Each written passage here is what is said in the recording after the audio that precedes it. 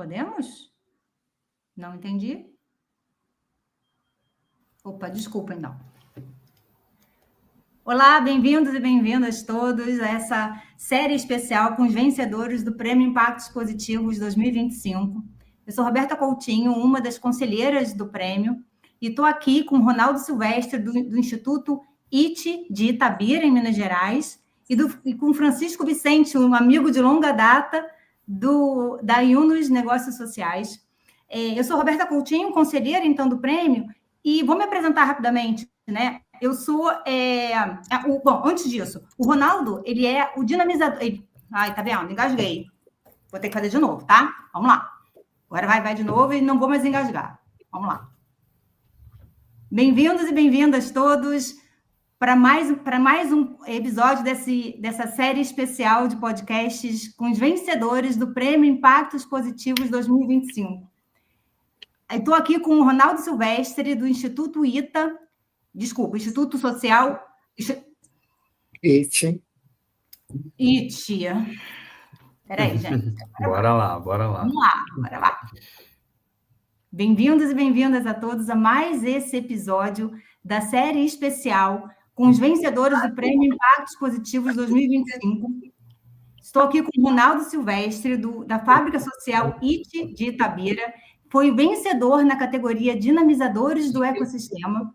Estou aqui também com o Francisco Vicente, amigo de longa data da Yunus Negócios Sociais. Eu sou Roberta Coutinho, uma das conselheiras do prêmio desde 2023, e a gente está aqui hoje para falar um pouquinho, né, com esses dois representantes de dinamizadores do ecossistema, que é extremamente importante dentro do ecossistema de impacto.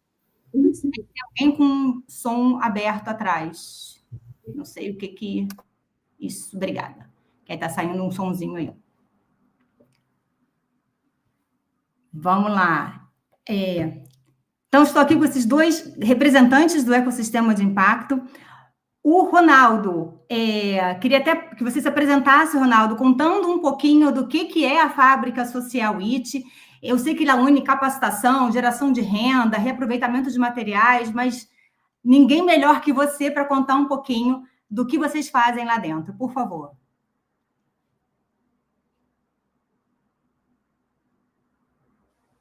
Boa tarde, Roberto. Boa tarde, Francisco. Eu sou Ronaldo Silvestre, um dos fundadores do Instituto IT. Nós somos uma ONG sem fins lucrativos, com foco no resgate socioassistencial de mulheres e adolescentes em alta vulnerabilidade social. O Instituto IT, ele nasceu muito dentro de uma história de vida minha, de experiência de vida, porque minha mãe é costureira, e ela trabalhou durante mais de 25 anos sustentando a mim e os meus irmãos com ofício de costura.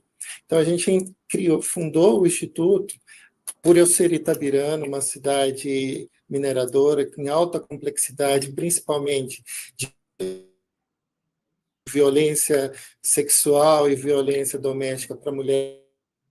E a gente cria com o intuito... Desculpa. Quando nós decidimos fundar o Instituto IT, ele veio muito com aquela premissa. Como que resolver uma problemática social? Naquele período ainda não se falava de ODS, não se falava tanto em igualdade de gênero, de empoderamento, empreendedorismo.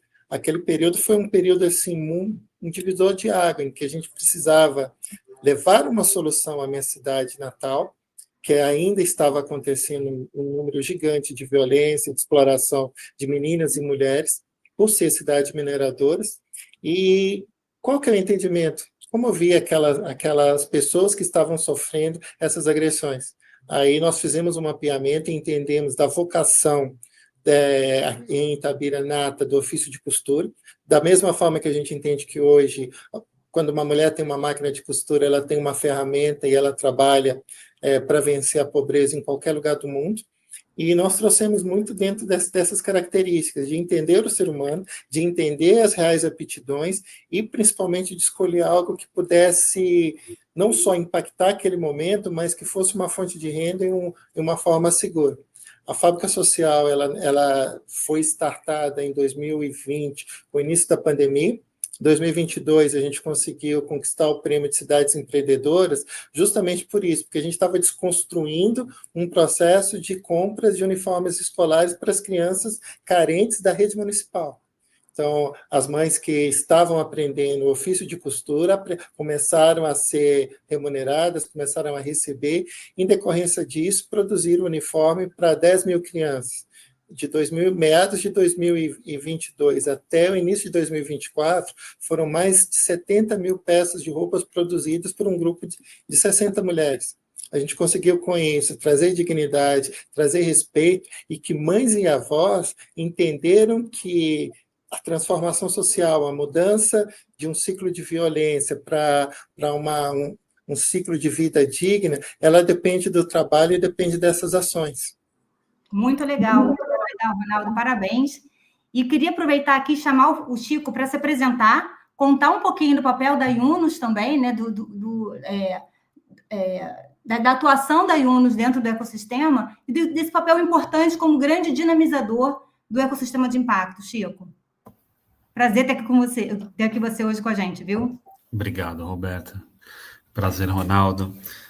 Estava fazendo uma conta que eu acho que a gente se conhece desde 2018 já, né, Roberta? Então, já tem um tempinho. Um tempinho, e foi nesse setor, né, de impacto. Então, é sempre bom, né, encontrar os amigos, as amigas aí, né, e em outras organizações, outras funções. Então, eu conheço muita gente já nesse setor que saiu de uma organização, mas foi para outra, de impacto. Então, é isso, né?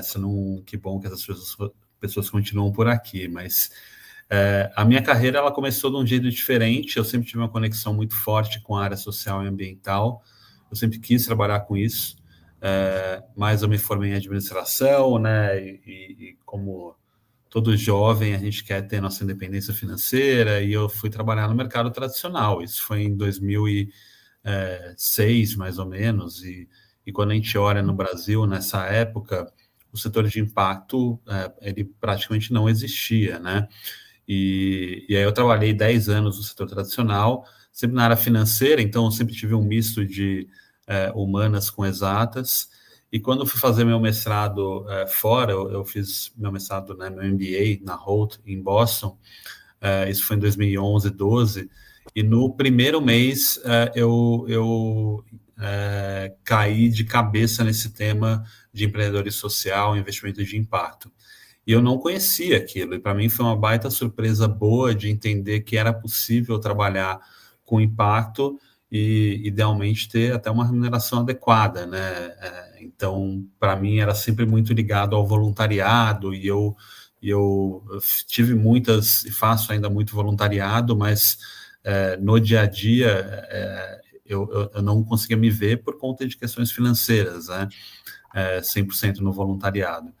E ali eu descobri o que eu queria fazer, porque eu comecei, quando eu fui parar de trabalhar para estudar durante um ano, eu sabia que eu queria fazer uma mudança de carreira, eu sabia o que eu não queria mais, mas eu ainda não sabia o que eu queria exatamente. E ali eu descobri, li o livro do professor Muhammad Yunus, né, que é um prêmio Nobel da Paz, pelo trabalho que ele fez com microcrédito em Bangladesh, li também uma série de outros livros que foram formando, né, essa minha nova carreira, e quando eu voltei para o Brasil em 2012, depois do MBA, durante 2 anos eu fui fazendo essa transição. Então, eu comecei na Yunus como voluntário, enquanto eu tinha um outro trabalho, e aí, enfim, eu vim para cá depois desse tempo. Então, estou na Yunus há quase 12 anos já, e é um lugar onde eu consigo fazer um alinhamento de propósito pessoal, e também trabalhar com impacto socioambiental. Então, para mim,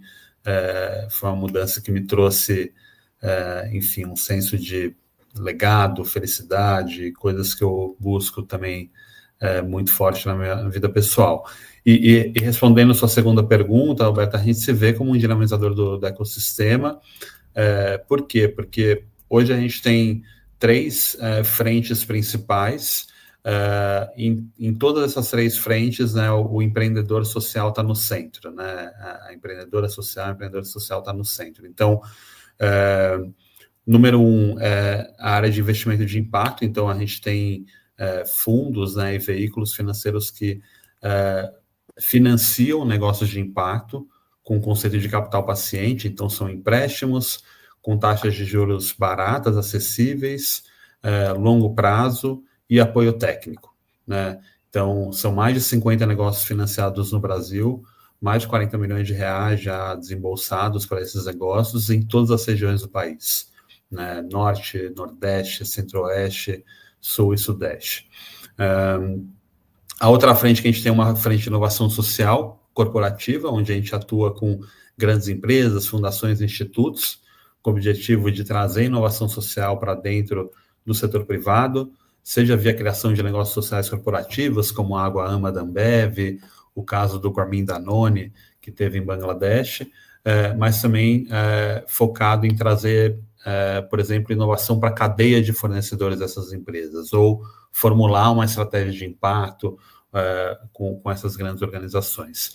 E, por fim, tem um terceiro pilar, que é o pilar de articulação ecossistêmica, onde a gente vem montando coalizões e programas em volta de temas complexos que precisa de mais players no ecossistema. Então, estou lendo um livro agora que chama A Economia dos Pobres, que foi escrita por um casal que ganhou o Nobel de Economia em 2019, que são os fundadores do J-POL, e ali, né, eles falam que o empreendedorismo social é uma das ferramentas para acabar com a pobreza, mas não só isso, a gente precisa de política pública, a gente precisa do trabalho também das organizações da sociedade civil, então, por isso que a articulação ecossistêmica é tão importante para a gente tem gerenciado essas coalizões e essas articulações. Então, esses são os 3 pilares, e, de novo, no centro a gente está sempre olhando para os empreendedores, porque eles que estão com a solução na ponta, né? Quando a gente vai para campo, eles que estão lá no dia a dia, eles que são os heróis aí que fazem, né, esse impacto acontecer na ponta. A gente é um viabilizador, um dinamizador, mas que também adora estar com o pé no barro e no campo junto com eles. Muito legal, né? E Chico, você falou dessa conexão nossa aí de longa data, né? Realmente desde 2018. Até para comentar aqui, eu conheci o Chico enquanto eu estava como diretora de operações e de finanças dentro de um negócio de impacto que foi investido pela Yunus, né? Então, a nossa conexão começou ali, e depois disso eu acabei virando mentora da Yunus. A gente está sempre próximo ali, né, de alguma forma, né, Chico? E é muito legal, assim, ver, fiquei agora impressionada com o número de 50 empresas investidas, né? A Yunus, quando eu vi isso lá atrás, enfim, a empresa que eu estava, a Estante Mágica, tinha sido o maior ticket desde então, e ainda era lá, sei lá, a 10ª ou 12ª. Era a 5ª empresa investida. 5ª empresa, olha isso. 5ª empresa investida, e hoje está aí com esse número, assim, e é muito legal, né? Olha que papel fundamental que vocês estão fazendo, parabéns.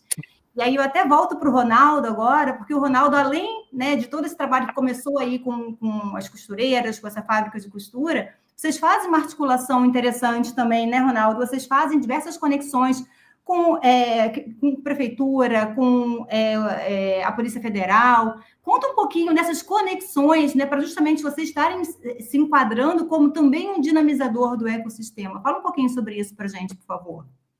As conexões foram essenciais, e elas são essenciais para o desenvolvimento do terceiro setor. Como nós somos uma ONG sem fins lucrativos, então você parte do princípio da sociedade civil organizada, que busca trazer soluções, principalmente de atendimento para o público específico, que são pessoas em alta vulnerabilidade social, que governo, que políticas públicas nem sempre conseguem atender. Então, a gente se torna um braço articulador uma Secretaria de Assistência, Secretaria de Educação, de Saúde, para resolver problemáticas que até então eram difíceis para que essas secretarias pudessem resolver.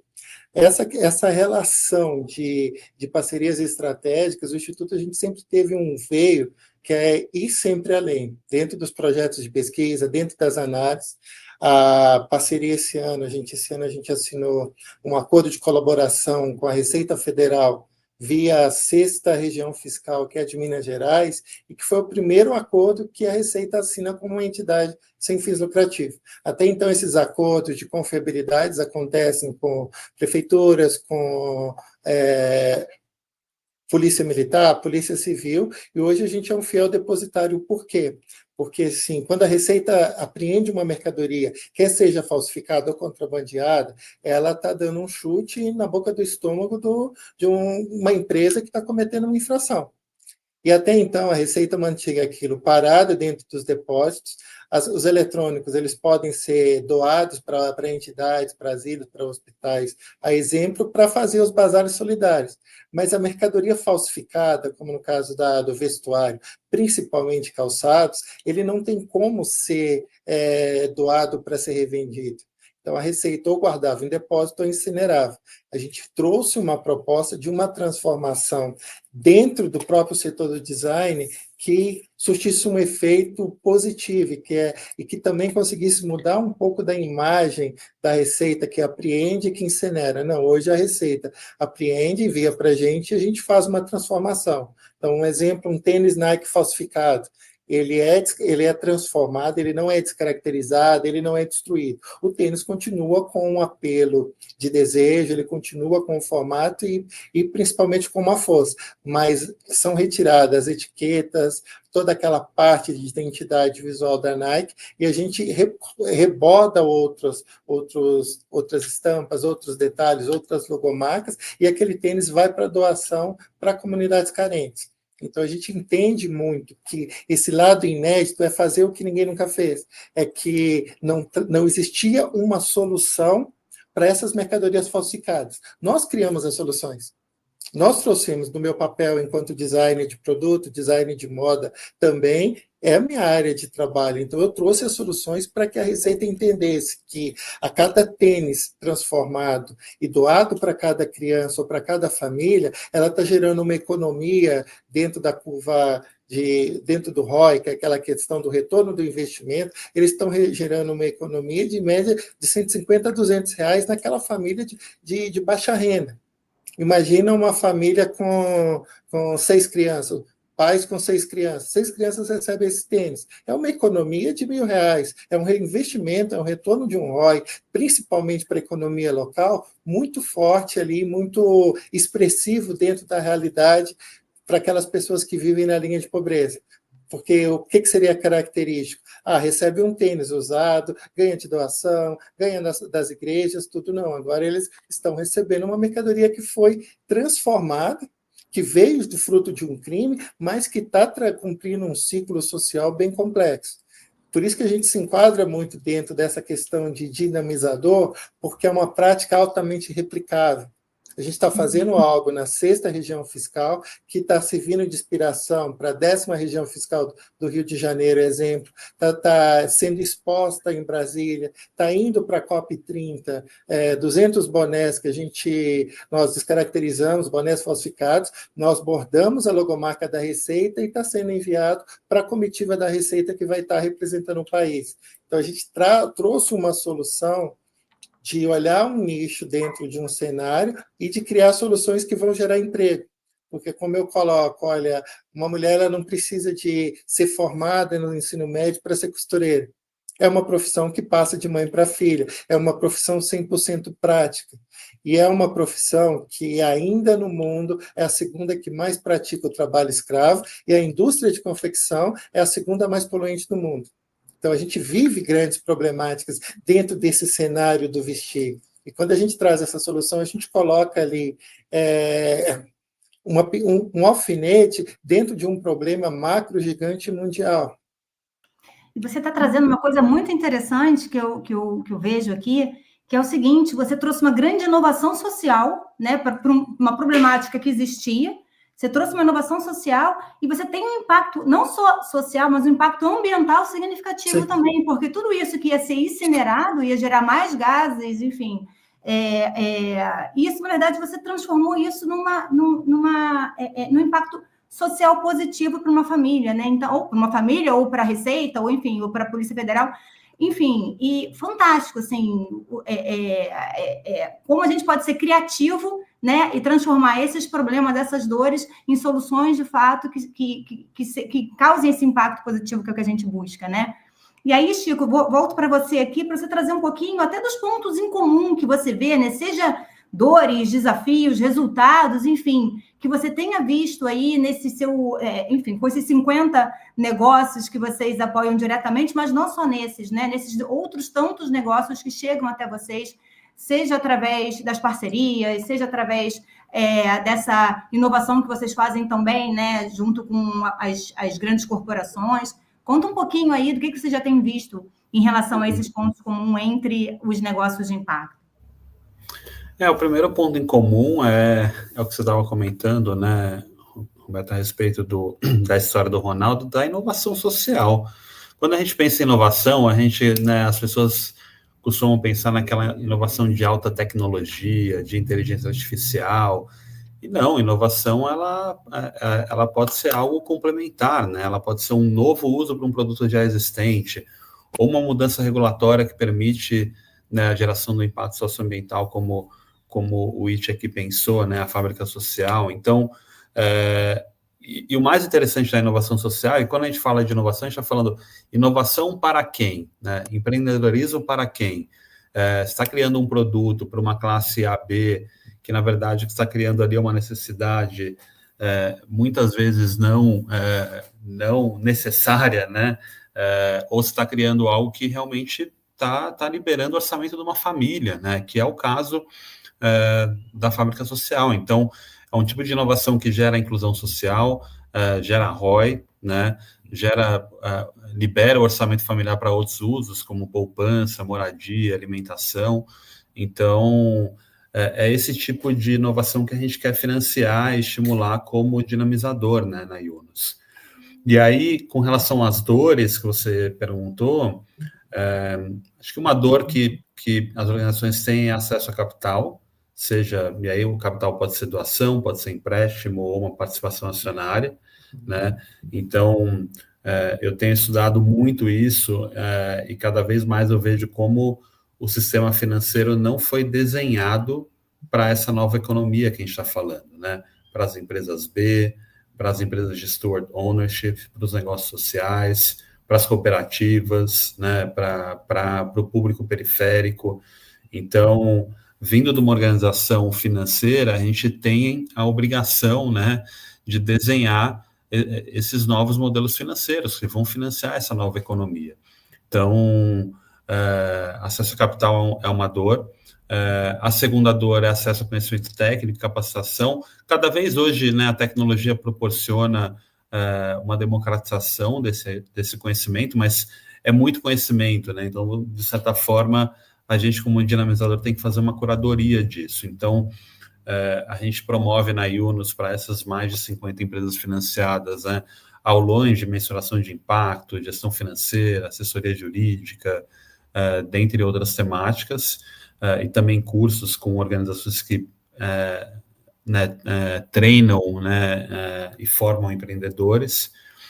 E, por fim, uma terceira de acesso a mercados e conexões, né? Então, hoje na Yunus a gente tem uma coalizão que chama ECOA, de compras de impacto, onde o objetivo dela é aumentar as compras de entes públicos e privados para negócios de impacto, negócios periféricos ou liderados por mulheres. Então, esses pequenos empreendimentos têm uma dificuldade altíssima de se cadastrar num sistema de compras de uma grande empresa.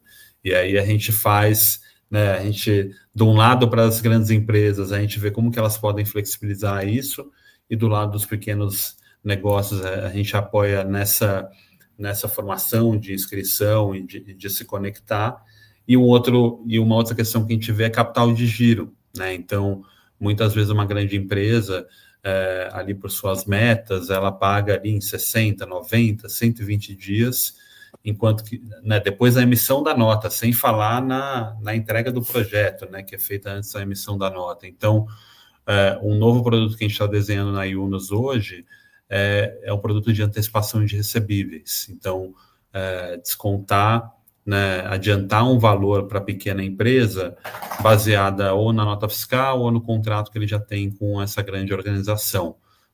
Tende a ser um custo menor, né, um risco de crédito menor e, consequentemente, um custo de taxa de juros menor também. Então, é isso que a gente vê em comum, e aí, consequentemente, a gente vai tentando desenhar soluções para atender nessas dores.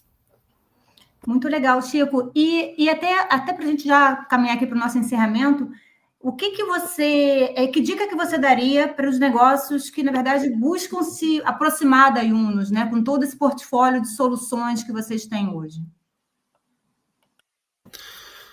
Bom, primeiro, o que a gente vê cada vez mais negócios, né, de impacto. Então, o impacto ele tem que estar na veia, né, na intencionalidade, na cultura da empresa. E isso a gente tem visto cada vez mais. Então, a gente não sente uma falta, né, hoje na originação de número de negócios de impacto, mas o mais difícil é na qualificação.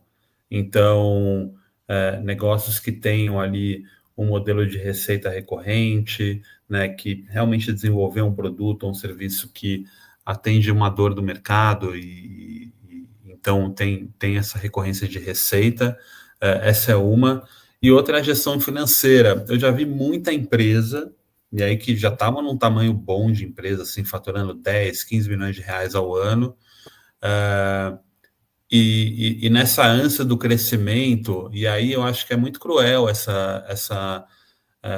esse pedido, né, essa demanda do mercado financeiro, e justamente isso vem, né, ali dependendo do investidor que não tem essa ótica tão paciente, de pedir um crescimento que para a empresa é surreal, né? Como é que uma empresa pode crescer constantemente 50%, 100% ao ano?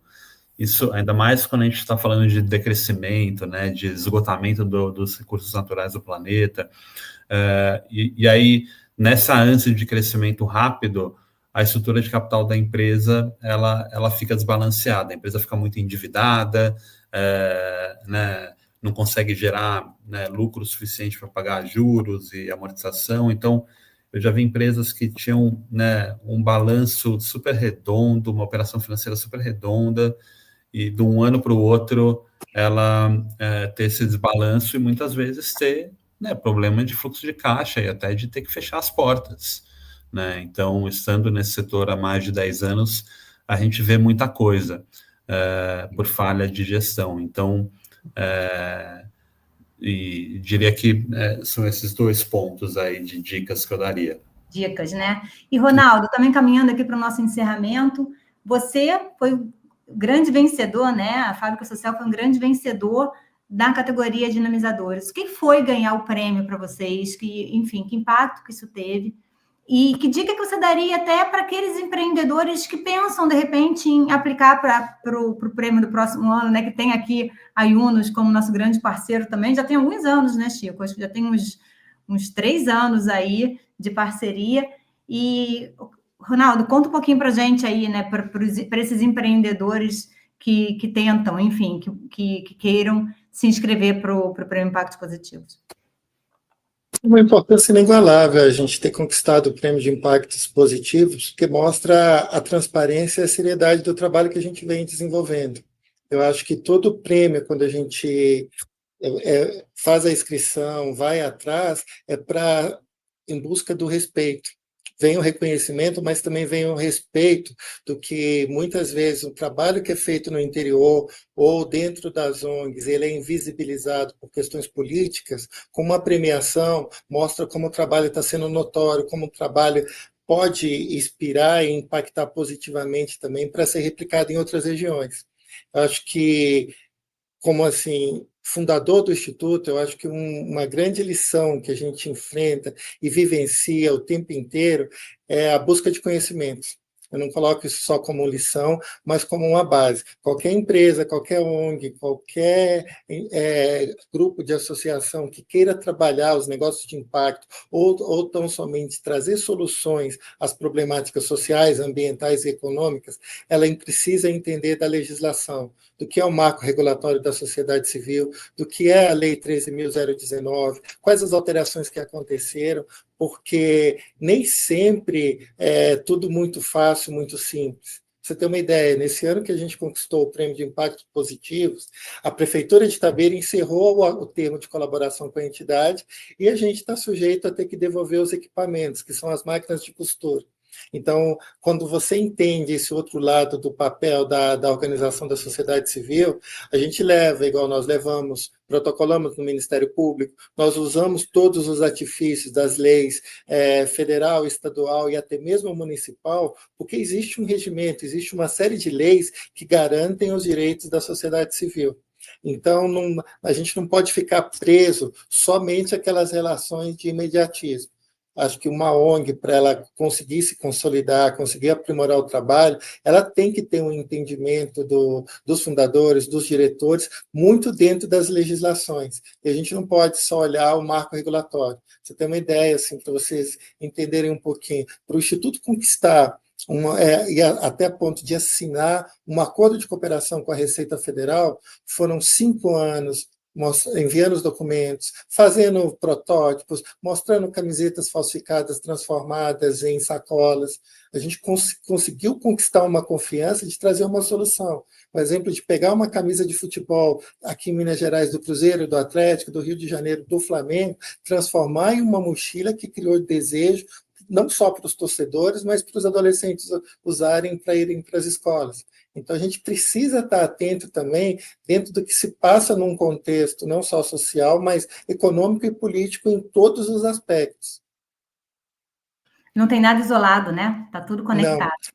A gente entende que hoje o IT é uma ONG, uma entidade que ela atua de forma vertical. Então, a gente recebe a mercadoria falsificada, a gente tem um grupo de costura, tem um grupo de serigrafia, tem os jovens que estão sendo qualificados na parte de impressão 3D, na parte de web design, que criaram o e-commerce da entidade. Então, a gente tem um elo muito forte em entender toda a cadeia, principalmente pela falta de recursos. Ao invés de a gente procurar terceirizar ou procurar parceria que vai pagar, e, no caso, as costureiras continuariam fazendo um trabalho quase que análogo à escravidão, recebendo menos de R$5 para a produção de uma camiseta, a gente faz o processo contrário. A gente cria soluções em cima disso. Legal. E agora também como vencedor do prêmio, não só como vencedor do prêmio, né, mas todos aqueles que se inscrevem no prêmio ficam lá naquela grande vitrine na plataforma Impactos Positivos. Isso também acho que é uma grande vantagem, porque vocês conseguem ter essa visibilidade ali com os diversos parceiros, as diversas organizações que estão apoiando o prêmio, enfim, que estão sempre olhando ali a nossa plataforma. Eu quero agradecer demais vocês pela presença aqui, por esse papo, que foi uma delícia. E até o próximo episódio. Quem, enfim, está assistindo aqui a gente, compartilha esse episódio também, divulga, para que a gente, então, possa atingir mais pessoas. E vão lá, olhem a plataforma Impactos Positivos e acessem os diversos relatórios, os diversos negócios que estão lá, são maravilhosos. Quero agradecer mais uma vez aqui a vocês. Querem dar uma palavrinha final? Um tchau final aqui? Eu quero, Roberto, eu quero agradecer, né, e parabenizar o prêmio Impactos Positivos, né, vocês fazem um estímulo aí ao empreendedorismo e visibilidade desses projetos, né, ONGs, negócio de impacto, que tem um valor muito grande. Esse ano eu fiquei muito feliz, porque uma das vencedoras foi a Pluvi, que é uma empresa que recentemente entrou no portfólio da Yunus, né, um negócio de impacto que atua no acesso à água, né, em Pernambuco e no Pará, é uma nova investida nossa, e fazer um reconhecimento ao Ronaldo, ao Instituto, e a esse empreendedorismo social, né, essa figura, né, que está no dia a dia, né, esse projeto que o Ronaldo apresentou aqui hoje tem uma profundidade de impacto, de inserção social muito significativa, e é para vocês que a gente, é por causa de vocês que a gente existe, Ronaldo. Então, eu fico muito emocionado e feliz de ver um projeto como esse que eu não conhecia, né, e de estar aqui hoje. É isso. Roberto, eu quero agradecer a toda a equipe do prêmio, do Impacto Positivo. Eu agradeço o Francisco também da Yunus, porque para a gente é extremamente importante. Eu acho que trabalho social, a gente luta por causas que vão além de nós mesmos, os diretores, os fundadores. E quando a gente tem a oportunidade de mostrar, e principalmente a prática que o Instituto desenvolve, ela é altamente replicável, ele serve de matriz inspiracional para poder a gente de mãos dadas, continuar fazendo um trabalho de transformação. É isso, gente. Muito obrigada. É uma honra também estar aqui com Beleza. vocês, uma honra participar do Prêmio Impactos Positivos também já há tanto tempo. Obrigada, gente. Até a próxima. Até mais, Tchau, tchau. tchau. Tchau.